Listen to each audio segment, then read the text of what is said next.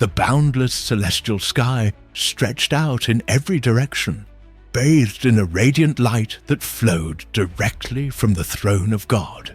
In this realm, there were no clouds, no shadows, only the glorious, all-encompassing presence of divine purity that enveloped every heavenly being. Among the angels who served in reverent silence, one stood out, a figure of unparalleled prominence. Michael, the protector archangel. His commanding presence shimmered with the intensity of 1,000,000 stars. His armor gleamed like the purest gold, and his face held the profound serenity of one who truly understood the immense weight of the responsibility he shouldered. Michael was far more than just an angel. He was the commander of the celestial hosts, the warrior of justice, and the sworn protector of all creation. One morning, as Michael approached the throne of God, a hush fell over the heavens. The angelic hosts watched from their positions, yet none dared to interrupt the sacred conversation about to unfold. "What troubles your heart, Michael?" God inquired, his deep voice resonating throughout the very fabric of the universe. With the humility that was his hallmark, Michael prostrated himself before the throne. "Lord," he began, "I come to you with a question that has been stirring in my soul. What would become of creation without you? What would we, the angels, be if we were not here to serve you?" God smiled, and his light intensified, wrapping around Michael in what felt like an eternal embrace. "Creation is the expression of my love, Michael.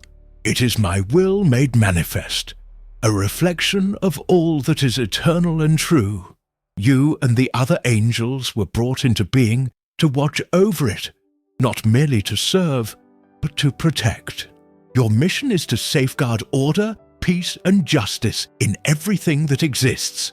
Michael lifted his gaze, his eyes mirroring a sea of stars, an ocean of inquiry. "But Lord, protect it from what? Here, all of us are light. Can there truly be a place that light cannot reach?" And God, with a sorrow in his heart, remained silent, for he knew Michael was not yet aware of the trials to come. Michael fell silent, deeply meditating on God's words. He understood that the role bestowed upon him was much more than a simple mission. It was an eternal responsibility. In that moment, he grasped that his place in the celestial kingdom was not just as a warrior, but as a guide for the angels and for those beings who, at that time, did not yet exist. As he departed from the throne, Michael was met by some of his angelic brethren. Gabriel, the messenger, greeted him with a warm smile. "You seem lost in thought, Michael." Still reflecting, Michael nodded. "Yes, Gabriel. God spoke to me of our role in creation, of our responsibility, and he mentioned that not everything will be light. That is something I cannot comprehend. Is there truly anything that can stand against the light, or even come close to challenging it?" Gabriel looked at him intently, and for a fleeting moment, a subtle tension filled the air. "The light of God is singular, Michael. It is the very source of all existence, giving life to everything we know and all that is yet to be born. But that doesn't mean darkness is non-existent. If there were no darkness, how would we ever recognize the value of the light? Without a shadow, there can be no contrast, and the light itself would seem to fade into nothingness." Michael's brow furrowed. "I understand the concept, but how can something like darkness exist within the kingdom of light? Could it be that one day this darkness will seek to spread beyond its place and shatter the order God has established?" Gabriel sighed, his wings of light shimmering softly. "That is a profound question, Michael. Darkness is not a direct enemy of the light, but rather an absence of it. However, it can certainly attempt to challenge it. This is all part of the divine plan, a test that all of creation must endure. Our duty is to remain steadfast as we have always been, and to protect what God has established. Michael nodded slowly, yet his heart remained filled with questions. And what do we do when the darkness begins to defy not only the light, but the very will of God? What is our role when those who have been created free choose to walk into the shadows? Gabriel offered a faint smile, but his tone was grave. That is precisely what we must protect, Michael. Free will. Our task is, and always will be, to protect and to lead by example. The love and justice we defend will always be present, and even though the darkness will try to rise, Michael stood in silence, pondering his brother's words. At times the light seemed so absolute, so perfect, that he couldn't imagine how anything in the universe would want to diminish it. But he understood what Gabriel was telling him. Darkness wasn't just the absence of light. It was an opportunity for the light to shine even more brightly. Creation itself hinged on the decisions that every being, every creature would make. Despite Gabriel's comforting words, Michael couldn't shake a persistent feeling of unease. He knew something was on the horizon, something that would put the angels themselves to the test. In his heart, Michael sensed that the coming struggle wouldn't just be against external forces, but against the very hearts of those created to serve. What will happen if one of us falls? Michael asked, looking at Gabriel with utmost seriousness. Gabriel met his gaze, his face serene yet filled with wisdom. That I do not know, Michael, but that is also the greatest test. If one of us should fall, it does not detract from the perfection of the Creator. It is simply an opportunity for others to rise up and continue the fight. Michael took a deep breath, the weight of his mission settling upon his shoulders like a heavy suit of armor. He knew that the kingdom's creation, though perfect in its design, would soon be threatened not just from without, but from the very nature of the beings God had created to protect it. And he, Michael, had to be the first one ready to face that threat. Chapter 2. The Rebellion of Lucifer. For eons, the celestial heaven had been a realm of unblemished peace and light. Yet, deep within this harmony, Michael sensed a growing tension, like a single thread of shadow slowly weaving its way through the gold of the stars. Something was about to happen, something no celestial being had ever anticipated. The stability God had granted the universe was beginning to fracture. In the vast halls of heaven, in the highest corners where only those closest to God's throne could dwell, whispers laden with a subtle discontent began to circulate. Lucifer, one of the most brilliant and revered angels, had started to question, to challenge. He was often found in private conversations with other angels, his voice soft yet persuasive, planting doubts and sowing the seeds of ambition. Michael had noticed the restlessness, the murmurs among the angels. Some, like Gabriel, believed it was nothing more than a passing phase, a momentary flicker of doubt. But Michael, whose intuition had always been as sharp as his sword, couldn't shake the feeling that something much deeper was brewing. One afternoon, as he watched the horizon of light, another angel approached him, his face pale with worry, bearing news that chilled Michael's soul.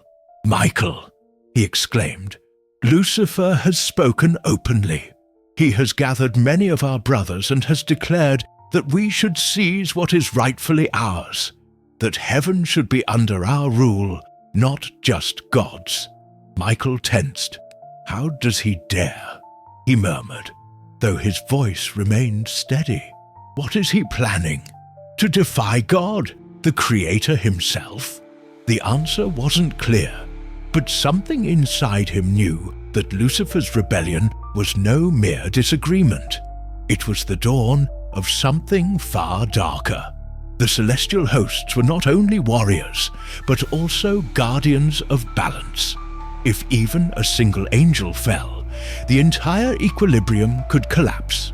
One night, while the celestial sky blazed with its unwavering light, chaos erupted. The rebellion Michael had feared became a terrifying reality. Lucifer, his voice booming through the air, called upon the angels who followed him to rise up in arms against God. "The time has come to take control, my brothers," Lucifer proclaimed, his determination making the heavens tremble. "We angels are the true inheritors of this kingdom. God has given us everything, but now we must govern ourselves. It is time to ascend, not to serve." The fallen angels, those who had succumbed to the doubts sown by Lucifer, followed him without hesitation. But many, many more remained loyal, Michael among them. The archangel knew this was not a fight for power, but for the very survival of the celestial order. If Lucifer were to prevail, everything God had created, everything that had been built, could be lost forever. With a cry that echoed like a clap of thunder, Michael raised his sword of light. "I will not allow darkness to corrupt the kingdom of God. Who is like God?" he exclaimed, his voice clear and resolute. The war that ensued was unlike any other. Heaven, once a place of pure beauty, was transformed into a battlefield where angels and their fallen brethren clashed with uncontrollable fury. Swords of light met shadows of darkness in a blinding spectacle of flashes and chaos. Michael, as leader of the celestial hosts, came face to face with Lucifer, once the brightest of all angels. The battle between them was not only physical, but spiritual. Every strike from Michael represented divine justice. Every move by Lucifer was an insurrection against all that was sacred. "Lucifer," Michael said, his eyes blazing with the purity of heaven, "you have strayed from the path. There is no place for you here among the angels of God. Your pride has blinded you." Lucifer, with a twisted smile, responded in a voice as cold as ice. "You don't understand, Michael. We fight not for darkness, but for the right to be free.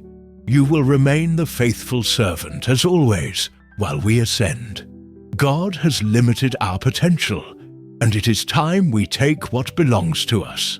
Michael raised his sword, which now shone with the light of 1,000 stars.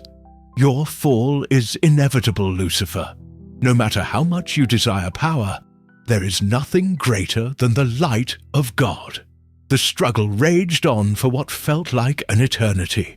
Lucifer and his followers were powerful, but Michael and the hosts loyal to God fought with an unbreakable faith. The light was not just an energy, it was truth itself, and that truth was on the side of those defending God's creation. Finally, in a last cataclysmic confrontation, Michael and Lucifer clashed in a combat so fierce that the stars themselves seemed to tremble. Michael, channeling all his power and valor, landed a decisive blow, defeating Lucifer and his followers. But the victory was not without sacrifice. Many angels fell in the battle, angels loyal to Lucifer, who shared his ideals and desires. A third of the angels of heaven were dragged into the abyss alongside Lucifer, condemned to wander in eternal darkness. And heaven, though restored, would never be the same. But Michael knew the fight was not over. The universe's balance had been restored, but the price had been steep. With the battle won, Michael stood alone on the field of war, surveying the celestial ruins. Heaven, though bright once more, bore the scars of the conflict. In his heart, Michael knew that although victory had been achieved, the cost of freedom was a constant reminder of the fragility of the divine order. Evil will not surrender so easily, Michael thought. If a seed of rebellion has once grown in the hearts of angels, what will stop it from growing again? In that moment, as the celestial hosts began to rebuild peace in the kingdom, Michael understood that his role was now far more than that of a warrior. He was the guardian, the protector, the one who had to maintain the balance not only in heaven, but in all the worlds God had created.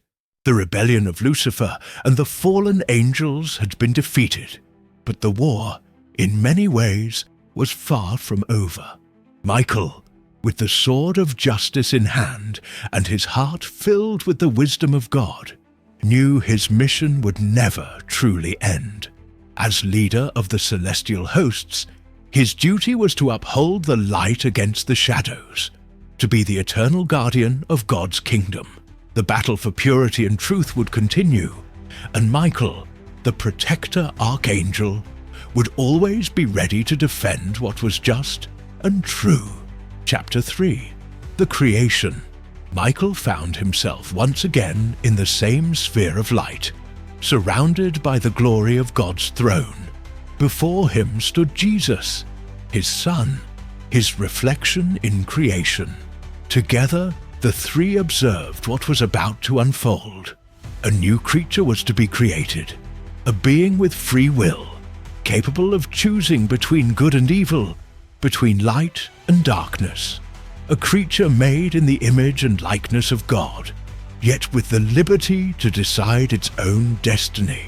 "It is time," said God, with a voice that resonated in the soul of all present. "Today, I will give life to a new form of being. This will be the one who carries with them not only the gift of creation, but also the challenge of choice." Michael watched in silence.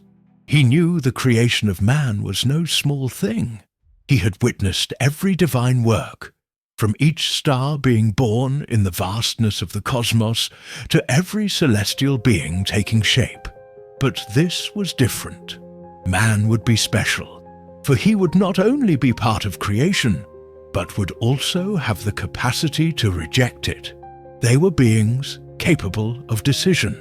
God, with a gesture of his hand, formed Adam, the first man. He was perfect in his creation, with a light that reflected the very glory of God, though in a more terrestrial form. At first, Adam was alone. His body was a form of clay, still lacking the spark of life. "And from me, life," God said, breathing his divine breath into Adam, giving him life. The man awoke, his eyes opened, and for the first time, he saw the world that had been created for him. Michael, in his role as protector and leader of the celestial hosts, looked on with fascination. This new creation would be his responsibility. His task as a guardian would be to protect this new being, but also to watch over his free will, a gift that was as powerful as it was perilous. God, knowing the importance of this new creation, formed a perfect garden for Adam, Eden. In it, the trees bore abundant fruit, and the waters ran clear and crystalline. It was a paradise, a place of peace where Adam could live in communion with nature and with the will of God. "Of all that I have created, this place will be your home," God said to Adam. "Here you can live in peace, enjoy creation, and grow in wisdom. However, there is something you must know. Everything I have created, including you, has a purpose, and that purpose is to choose, to decide whether to follow my path or not." Michael watched attentively, his mind alert. He knew that the capacity to choose could be both a blessing and a curse. The temptation to reject God, to follow a different path, was not something to be overlooked.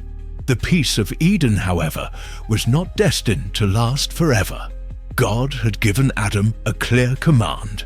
"From every tree in the garden you may eat, but you must not eat from the tree of the knowledge of good and evil, for on the day you eat from it, you will certainly die."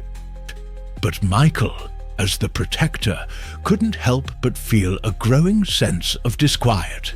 Creating a being with free will was not a simple matter, for within the very freedom Adam possessed lay the possibility of the fall.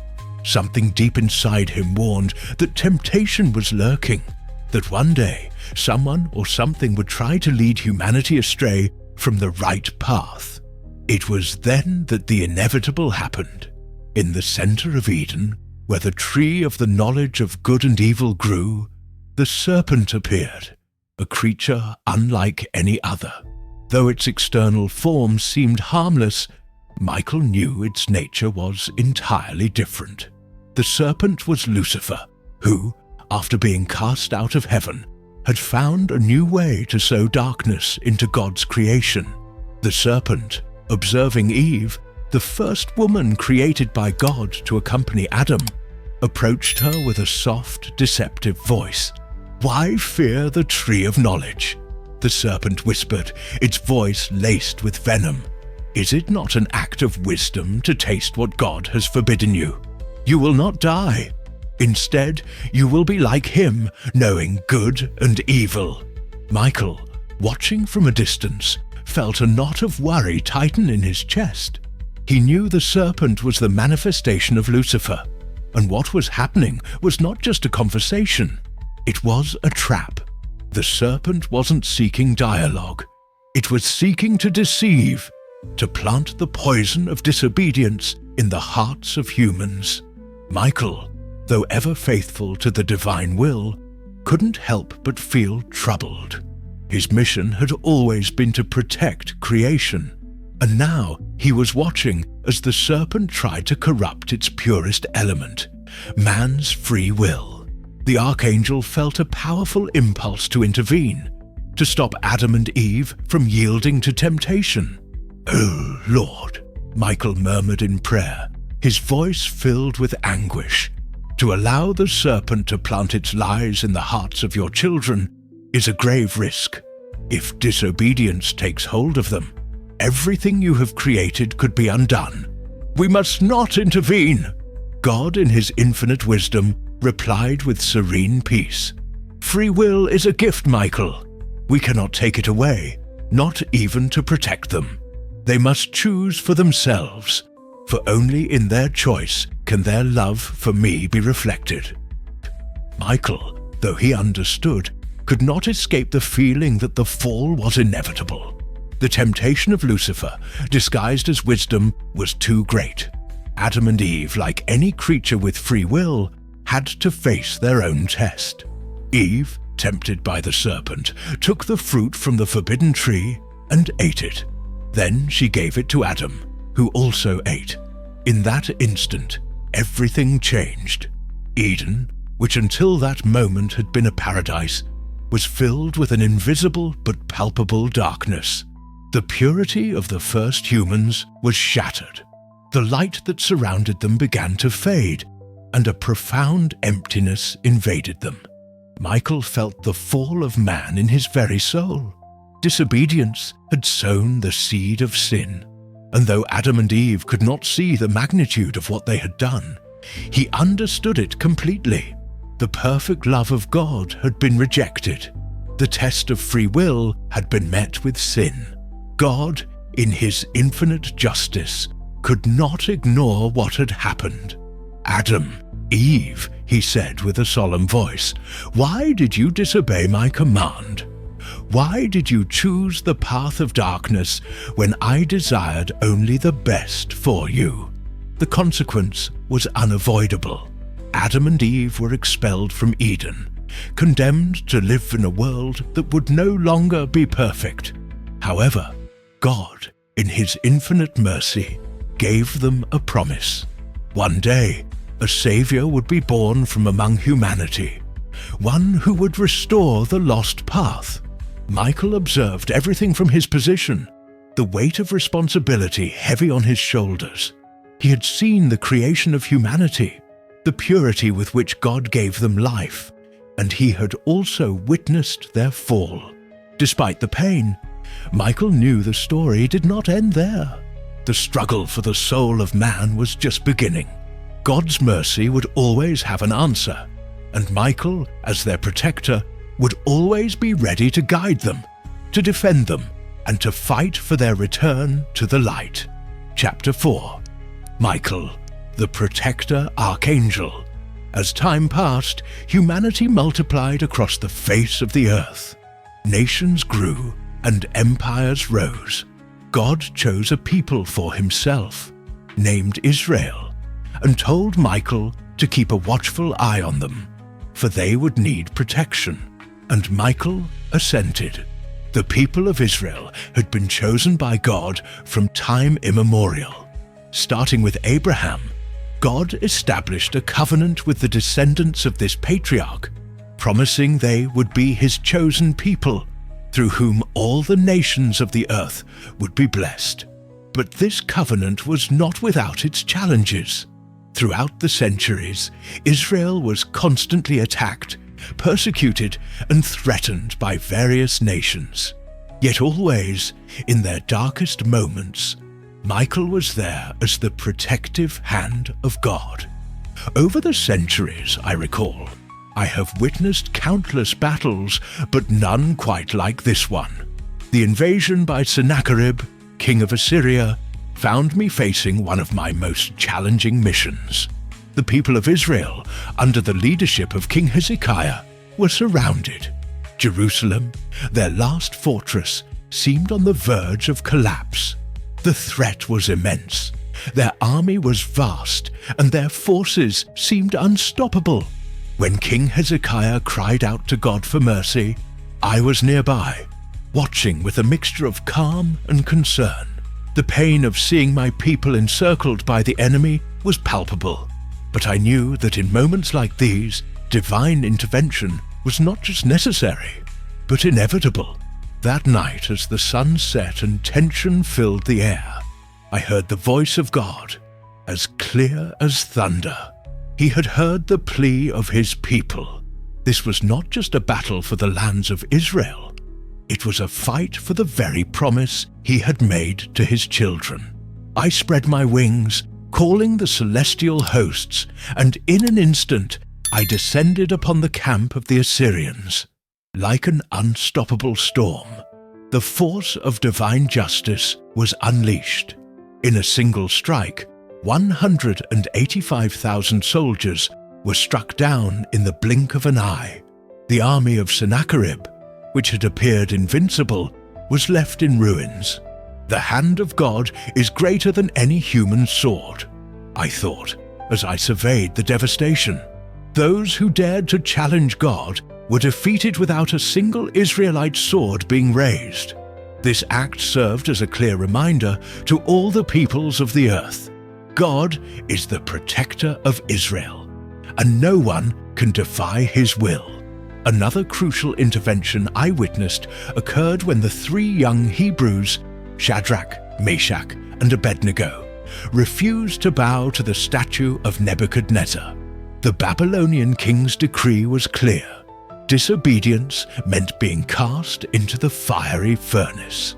What impressed me was not just their bravery, but their unwavering firmness in their faith. Despite the threat of death, these faithful servants of God trusted that even if he did not deliver them, he would still be their Lord. When the three were thrown into the blazing furnace, their faith intact, my spirit soared. I could not allow their lives to be extinguished in the flames. I was sent, along with the celestial hosts, to surround them. The raging fire did them no harm. As the flames roared around them, a presence of peace enveloped them. "Look!" exclaimed King Nebuchadnezzar. "Did we not throw 3 men into the fire? But I see 4, and the 4th looks like a son of the gods." That was my intervention, my protection in that moment. I was there as the protector of the faithful of Israel, defending not only their bodies, but their faith in the one true God. The power of light and divine justice could not be overcome, not even by the flames of the world's most powerful king. In the end, the young men emerged unharmed. without even a trace of smoke on them. And Nebuchadnezzar, seeing the glory of God, praised the Creator. Throughout the centuries, Israel was scattered, exiled and persecuted. As their protector, my presence was often more than just a visible act in battle. Sometimes it was a whisper in the wind, a guiding light for those walking in darkness.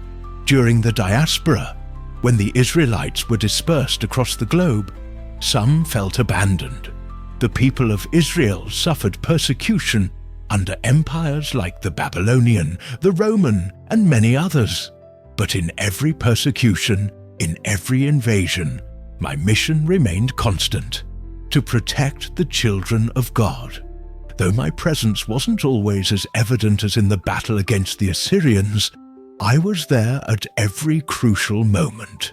I particularly remember the dark times when the people of Israel were taken captive, when the sun seemed as if it would never shine again.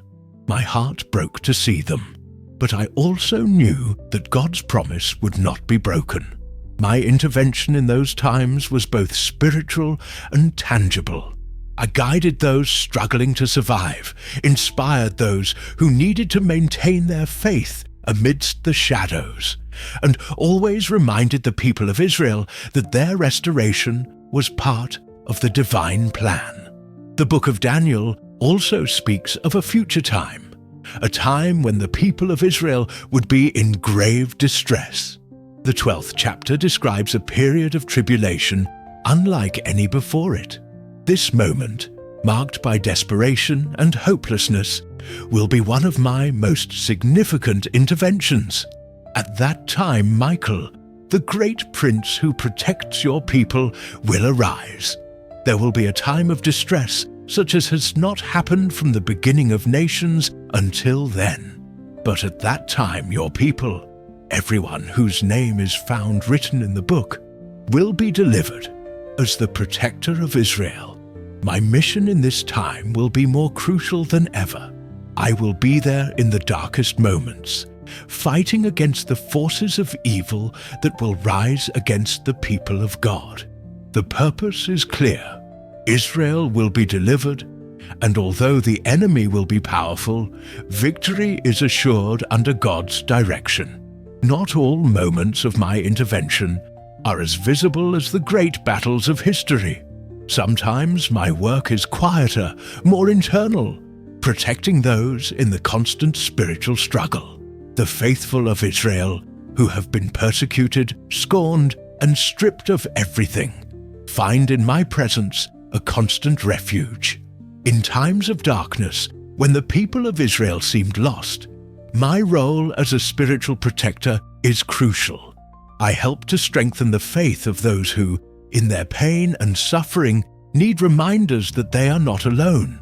I am the protector who defends the faith, who keeps hope alive in the hearts of believers, reminding them that God's promise to Israel still stands.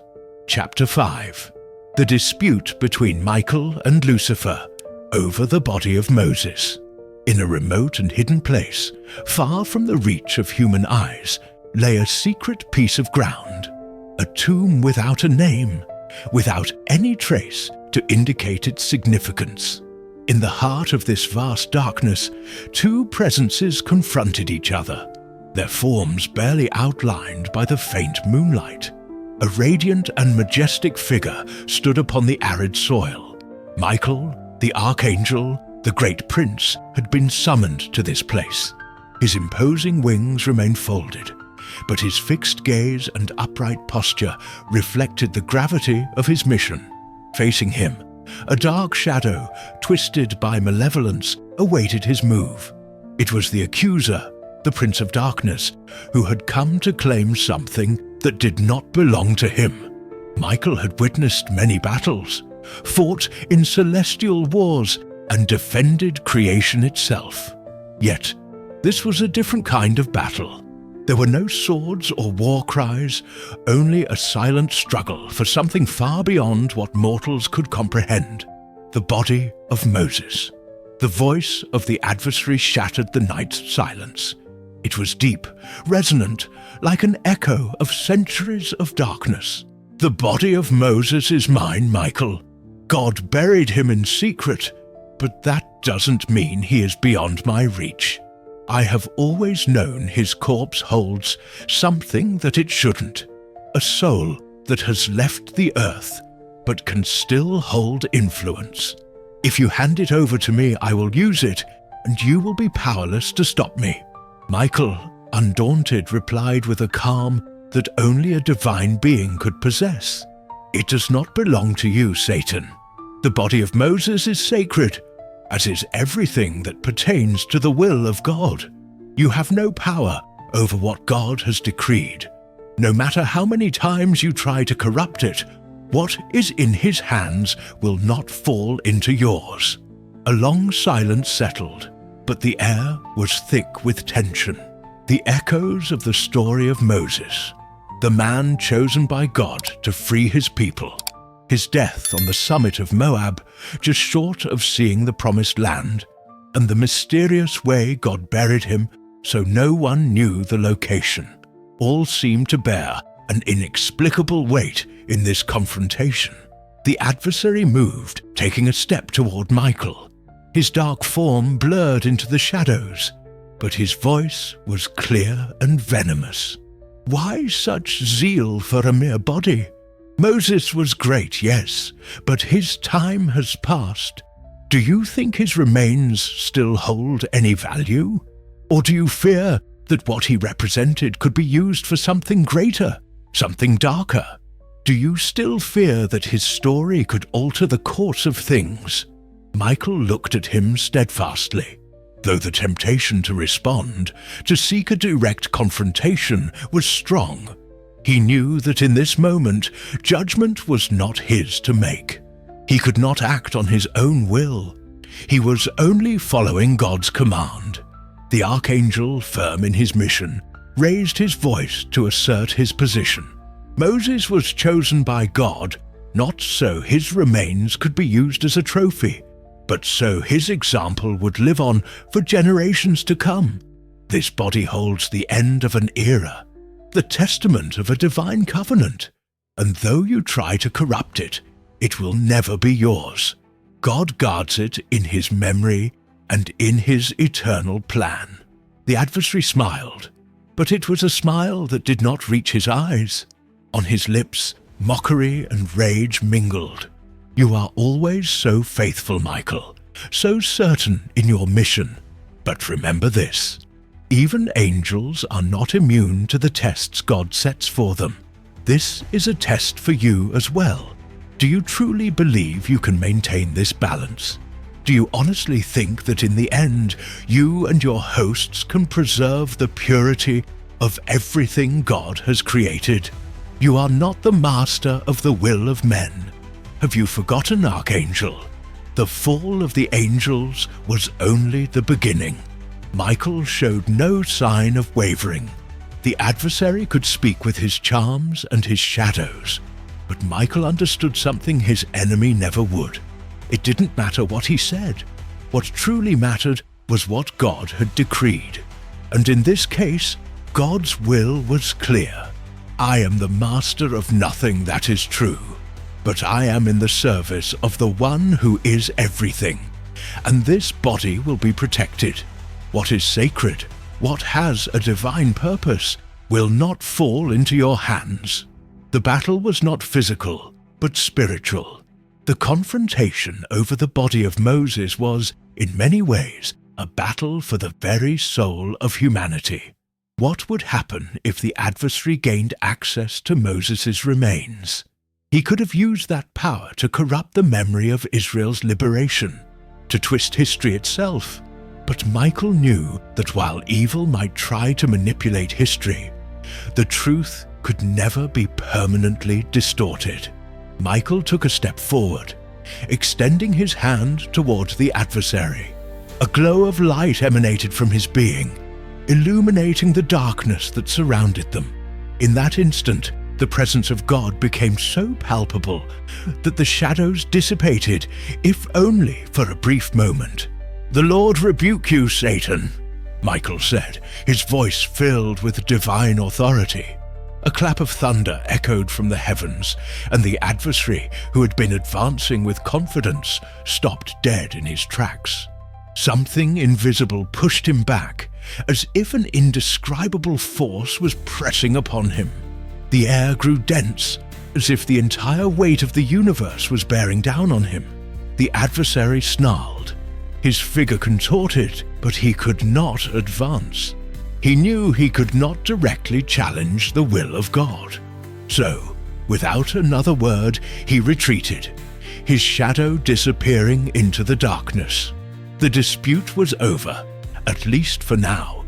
Michael remained there in silence, watching the spot where his enemy's shadow had been. He knew this confrontation was not the end, but only one part of something much larger. The adversary may have been defeated in that moment, but the forces of evil never rest. The body of Moses is sealed, and with it, the memory of an eternal covenant, Michael thought. God has spoken, and nothing and no one can change his will. The archangel, with one last look at the hidden tomb of Moses, began his ascent toward the heavens. He knew his mission was far from over.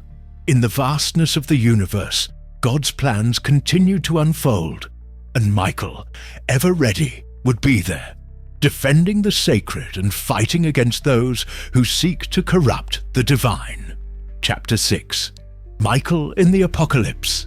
Darkness descended upon the earth, denser and more palpable than ever before. It was not the natural darkness of night, nor the stillness of an eclipse. This was a shadow that dragged with it despair and fear, a sign that the end was near. The heavens ignited with the glare of the final battle, where light and darkness would meet in their ultimate confrontation. In that moment, Michael, the archangel, the chief warrior of God's kingdom, stood at the head of the celestial hosts, awaiting the command that would mark the beginning of the end. The war between good and evil had never been so clear, so imminent. Lucifer, the fallen angel, had gathered his demons, and his army was poised to annihilate all that remained of creation. His rebellion was no longer a whisper in the corners of heaven. It had become an open war, an all-out struggle for the soul of the universe. In the heights, the throne of God shone like a beacon of hope. Michael stood before it, the sword in his hand glowing with the light of 1,000 stars. He was not merely a celestial soldier. He was the commander of God's hosts, the protector of creation. The final battle about to be waged would decide not only the fate of humanity, but the future of everything that had ever been created. Michael! The voice of God resonated in the air, deep and serene. This is the moment. The rebellion of Lucifer and his hosts has reached its climax. The final battle is about to begin. You must lead my angels against the forces of evil. This is the last chance to restore the order and peace I created for you. Michael, his gaze fixed on the throne, nodded, his heart filled with determination. "I will do it, Lord," he replied, his voice firm. "I will not let chaos destroy what you have created. Lucifer and his followers will not prevail." God, observing his chief warrior, understood the gravity of the moment. Remember, Michael, this battle will not only be physical, it will also be spiritual. The faith of humanity will be put to the test. Men must choose between the light and the darkness. Your victory will depend not only on the celestial forces, but also on the strength that humans have in their hearts. While Michael prepared for battle, Lucifer stood in his dark kingdom, surrounded by his most loyal followers. The abyss of creation, where light never penetrated, had become his domain. There, amidst the shadows, Lucifer observed his army, his face twisted by arrogance and hatred. It is time for dominion over all that God has created to be ours, Lucifer said, his voice echoing in the infernal caverns. We are the true masters of this world. Man has been an imperfect creation, and we must take what belongs to us. The light that God created has corrupted the universe for too long. Darkness will bring true freedom. Around him, his demons murmured, eager for war. Among them, one stood out. His face was dark, and his malevolent smile was as cold as ice. It was Beelzebub, his second in command, whose loyalty to Lucifer was absolute. We will fight to the end, my lord, said Beelzebub. Victory is ours. The fallen angels will rise with us, and nothing can stop us. The throne of God will fall, and we will finally take control of the universe. Lucifer nodded, his gaze fixed on the horizon where the celestial hosts were preparing for the confrontation. The war that was about to begin would not only destroy worlds, but would also bring every soul to the brink of its eternal destiny. The battle began. From the heavens, an army of angels descended with Michael at its head. The celestial light illuminated the darkness that had invaded the world, and the clash between the two sides was an indescribable cataclysm. The hosts of Lucifer, led by Beelzebub, fought with fury, their demons invoking darkness to crush the angels of light. Michael, with his divine sword in hand, fought at the forefront, dismembering demons with every blow. Each celestial angel at his side was an extension of his own will, a resolute warrior who did not hesitate to confront evil in every form. The battle, though monumental, was imbued with a greater purpose. It wasn't just about destroying the enemy, but about saving the human souls still caught in the balance of the struggle. Michael saw how, amidst the conflict, humans began to fall, trapped by the temptations of the demons. Chaos was seizing the earth, and the hearts of many men wavered. Some fell into despair, seeking refuge in the darkness, while others resisted, clinging to the light of faith. In the midst of the battle, an unexpected turn occurred. The humans, those trapped between the two worlds, began to doubt. The adversary, in his cunning, sowed seeds of hopelessness. Why fight? Their voices whispered. Is there truly a purpose in this war? Why choose the light when darkness offers everything the heart desires? Some humans, confused by the enemy's words, began to crumble. The fight for their souls intensified. Michael, seeing this shift, moved to the part of the battlefield where souls were wavering. Do not yield to the lies of evil, Michael cried out, his voice roaring through the air like a celestial thunderclap. The light of God never fails. Though the enemy tempts you with false promises, do not be swayed by the darkness. You have the power to choose, the power to be free. But the doubts persisted.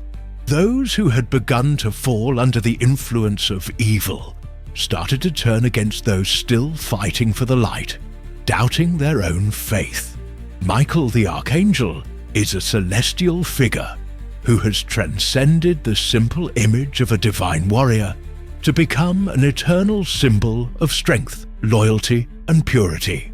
His example as God's principal warrior goes far beyond the physical struggle against the forces of evil. Through his life and mission, Michael teaches us not only about resilience and courage, but also about unwavering fidelity, humility and victory, and the divine justice that prevails over all. Throughout the Bible and apocryphal texts, Michael is presented not just as a defender of the heavens, but as a role model for all who seek righteousness and truth. If this exploration of his journey has been valuable to you, consider leaving a like so we know you're enjoying it. The first lesson Michael teaches us is the power of unwavering loyalty to God. Throughout the scriptures, particularly in the passages that narrate the war in heaven from Revelation chapter 12, verses 7 to 9. Michael emerges as the valiant leader of the celestial hosts. He is the first to answer the challenge that Lucifer and his followers launched against the divine order. This struggle was not just physical, but spiritual, representing a rebellion against the sovereignty of God. While Lucifer and his fallen angels sought to destroy the divine plan, Michael stood firm in his loyalty to God and his will, demonstrating that no challenge can ultimately break the fidelity of those who serve the Creator. What makes Michael such an exceptional warrior is that his strength comes not from arrogance or a desire for power, but from his complete and absolute devotion to the Creator. He does not fight for himself or for personal glory.